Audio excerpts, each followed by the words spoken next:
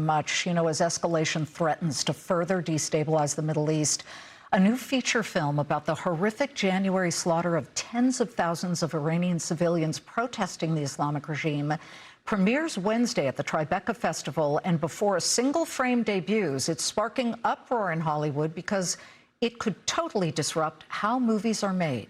Watch.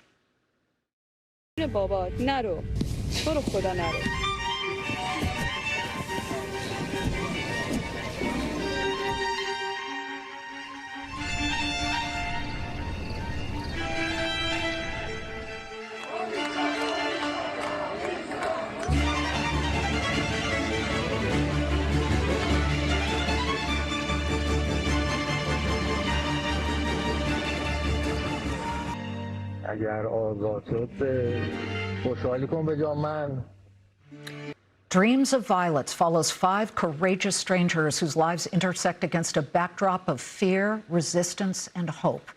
Here's the thing. Those actors, their voices, the scenes, none of it is real. The entire 75-minute film was generated using AI tools, including Claude, Gemini, Google, Nano, Banana, and Kling AI. Joining me now in a Fox Business exclusive, Dreams of Violets director, producer, and creator, Ash Koosha. Ash is the CEO of tech company PlayGrid and a founder of Fountain Zero, whose proprietary tools were also used to make the film. Ash, I got my hands on a screener of Dreams of Violets, but I was not told that it was an AI film. And I was so embarrassed because after it was done, my first question was, who was the casting agent? Where did they find these Iranian actors? And then I was told, they don't exist.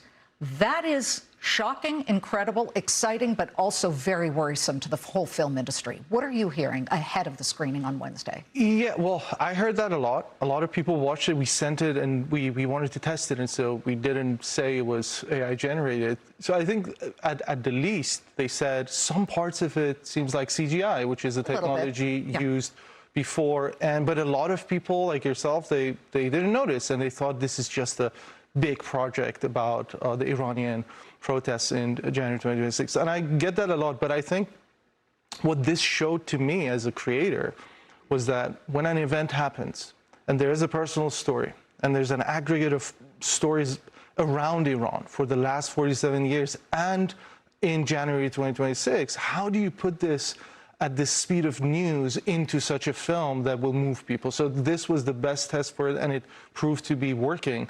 Now, for me, it's time to get into the jobs discussion, which is the process happened. How can we involve more humans in the process? And the intention with this film is to experiment on the areas where we replace some processes, but we involve more people. You made the film in how much time? In 2 months as a side job. Not even full-time. And it could have taken less, I think, now that I've learned more of the process. And to be fully transparent about the process, the script is written by me, so it's my idea. The whole thing, or just a treatment input into Claude? Yeah, so the story itself is all me, right? But Claude expands it into accuracy, helping me research better, helping me search for the right things when it comes to those people, the human stories. Who created the characters? There's the little boy in the wheelchair, his older brother who's taking care of him. There's the doctor. Did you come up with these ideas, or did some form of AI generate? Yeah, I read a lot of stories. I watched over around 3,000 images and videos, and I came up with the characters based on the people that I knew. So I know a lot of these stories. I've lived in Iran. I've been prosecuted in Iran. So I knew a lot about the dynamics between the victims and the perpetrators, right? So the characters are by me. Again, the research, it's really helpful when you use AI models to get the stories correctly and go everywhere at once. Some would call the Tribeca Film Festival courageous. Others would say they're selling out. Jane Rosenthal is sticking by your film. She runs the festival. And that's pretty strong, because when you think about other types of disruption, when typewriter companies had their air hose being stepped on by computers, the PC, they tried to push back. There are many, many examples, but a lot of Hollywood hates you right now because of the jobs implication. This could make key grips assistant directors, prop masters, the gaffers, just completely out of the business. Does that concern you at all? Do you think about that? Yeah, so there's one aspect about this that we should talk about more. And I think films often have this quality of making something about a story and people come in to talk about this. AI is not going anywhere, right? And I think Tribeca and Jane understood this really well. Now, what do we do with this moving forward is through projects such as Dreams of Violets. And now I can actually confirm through doing a film and hopefully distributing in a broader sense, I can confirm there are jobs that are invented through this process. Okay, you know what? Every tech guy and STEM lord says that about their technology. Yeah. They always say, oh, it's disruptive, but it'll create new jobs. I mean, can you name 5 or 3 specific jobs that it would create? Because it's certainly not going to be actors. It's not going to be actors. Well, I'll tell you about actors. Actors still have a lot of expressions that need to continue coming out, and they can license it out and make some sort of living aside from what they're currently doing. I don't think this AI movie stuff will replace Hollywood or replace the current movies. You have to think about this way, that this film is impossible. It's a category of film that you wouldn't do with normal cinema ever, right? I wouldn't even have thought to begin to sort of tell this story if I didn't have the idea to use AI. So I think it's an emergent. It would have taken too long. Yeah, too long, too expensive, right? So it's an emergent tangent and augmentation of the current cinema industry.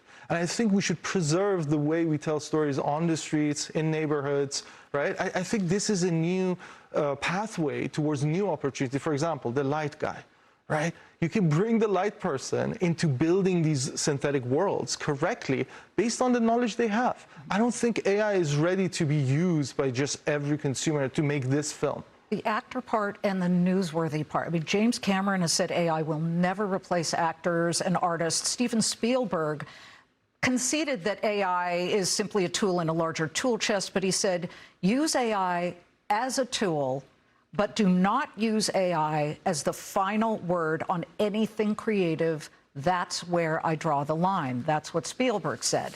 But I think the value, if you're looking for value, it is the speed of, as you said it, news. Because I think about the Paradise Fire, which was 2018 in California, the deadliest fire, 85 people died, worst in California history. It took till 2025 for the movie The Lost Bus, starring Matthew McConaughey, which I also just saw, to come out. And it's like, oh, the Paradise Fire, we already had the Palisades Fire, everybody forgot about the Paradise Fire. This Iranian pushback by the civilians is in the here and now. And you have an opportunity to generate a lot of focus on that fact. But that said, how important is it to always disclose that those actors don't exist? It's very important, and I agree with Spielberg, by the way. I think if you look at this film, I edited myself. I made the sounds, I had to put it together. The final creative decision is still me. And I think if I had around 5 to 8 people, it would have been much easier. So I went through a lot of pain making this, right? So I think even though it's amazing, suddenly we've gone 99% lower in cost, I think still there's opportunity to do newer things, right? It's like fresh creative force that uses these tools for the stories that you mentioned. And are you hearing from any Hollywood studios that are interested in speaking with you?